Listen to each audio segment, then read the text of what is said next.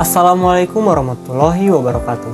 Perkenalkan, nama saya Muhammad Antes Abdillah dengan NPM 2111072. Di sini saya akan membahas tentang korupsi.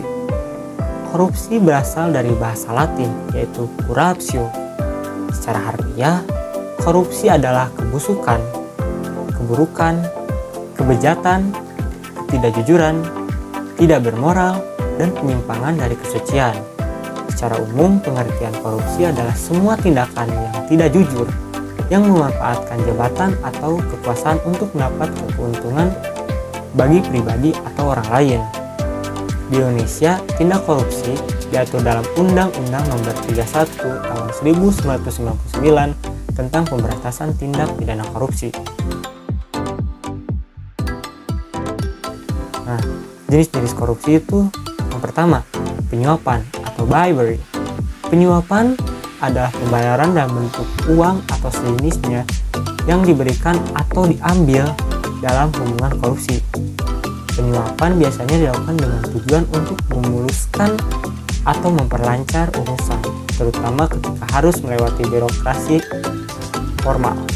Yang kedua, ada penggelapan atau embezzlement, merupakan suatu tindakan tidak jujur dengan menyembunyikan barang atau harta orang lain oleh satu orang atau lebih tanpa pengetahuan si pemiliknya, dengan tujuan untuk mengalih hak milik, menguasai, atau digunakan untuk tujuan lain. Yang ketiga, penipuan atau fraud. Fraud adalah penyajian laporan keuangan palsu secara sengaja dengan menghilangkan atau menambahkan jumlah tertentu untuk menipu pemilik hak dari laporan keuangan tersebut. Contoh, penipuan pajak, penipuan kartu kredit, penipuan sekuritas, dan penipuan keuangan lain. Yang keempat, pemerasan. Nah, korupsi dalam bentuk pemerasan merupakan jenis korupsi yang melibatkan aparat dengan melakukan pemaksaan untuk mendapatkan keuntungan sebagai imbal jasa pelayanan yang diberikan.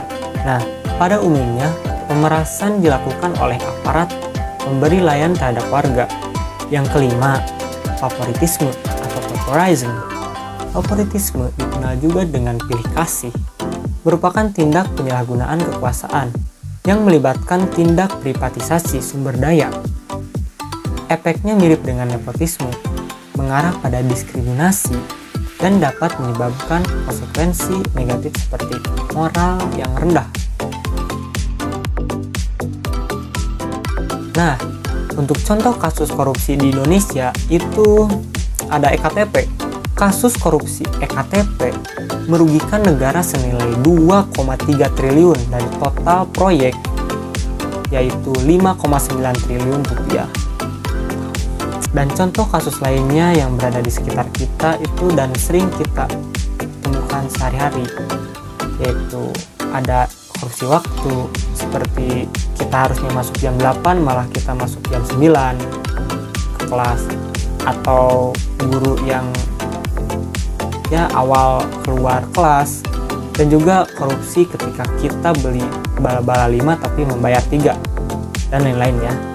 Nah, mungkin sekian dari saya, mohon maaf bila ada kesalahan.